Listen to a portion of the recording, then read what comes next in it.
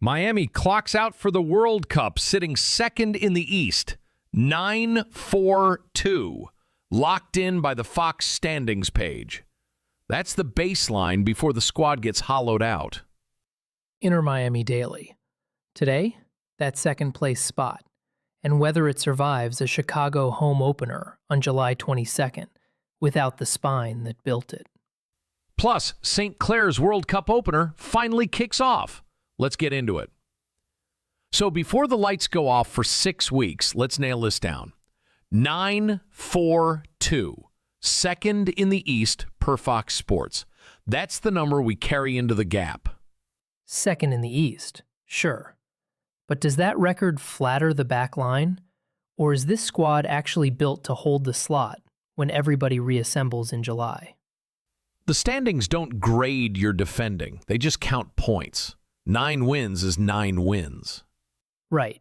But that same Fox page is shoving World Cup cross promo and my faves front and center. The league's own broadcast partner is using Miami's page to sell tournament tickets.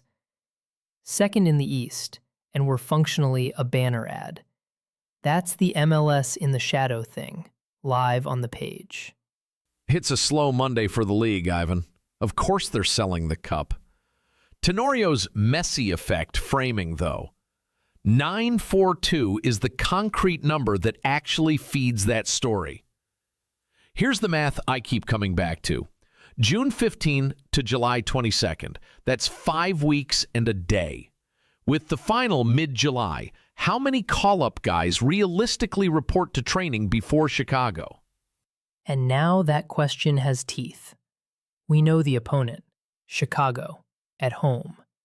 And you're staring at what the back line shipped in Cincinnati and Philly. So Mascherano's rotation plan is on a hard clock now. The sub-window, the minutes management. For the first time, there's an actual date on all of it. 5 weeks to integrate bodies that played in a World Cup final and then fly back. Good luck with the legs in week 1. And the guy we've been talking up since the 10th? Dane St. Clair. Canada Open against Bosnia and Herzegovina today. This is the kickoff we built toward. Here in the airtime. The guy's a real story, and he got buried under the Messi noise all week. Local angle holds, too. South Florida reporters had the July 22nd date locked in at the same time the standings page did. Credit where it's due. This one comes via Fox Sports. Let's lock the baseline before the squad gets hollowed out. Fox Sports has Miami 9-4-2, second in the Eastern Conference. That's the number we carry into a 6-week gap. Second in the East. The anxiety this week was real, but that record doesn't lie. And the calendar's no longer a guess. Next match is Chicago at home, Wednesday, July 22nd. From today, that's 5 weeks and a day. Same page that's selling me World Cup tickets up top with my faves and the FIFA 26 banner. The league's own broadcast partner is treating MLS like the warm-up act, and Miami's sitting second. Nothing says respect the league like burying the standings under a cross promo. But that July 22 date has real bite. How many call-up players actually report to training before then? The final's mid-July. That's what I can't get comfortable with.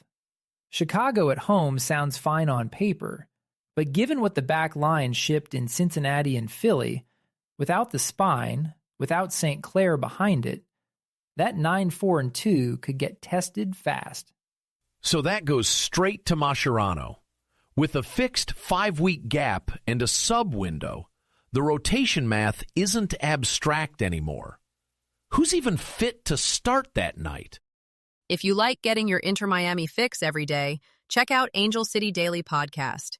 It's a daily ACFC supporter briefing with match reaction, NWSL standings, roster moves, women's soccer in Los Angeles, and supporter buzz, wherever you listen to podcasts. What we're watching next. Inter Miami's next listed MLS match is at home against Chicago on Wednesday, July 22. We've put links to every story from today's briefing in the show notes, so if one caught your ear, you can jump in and read more there. That's Inter Miami Daily Podcast for today. This is a Lantern Podcast.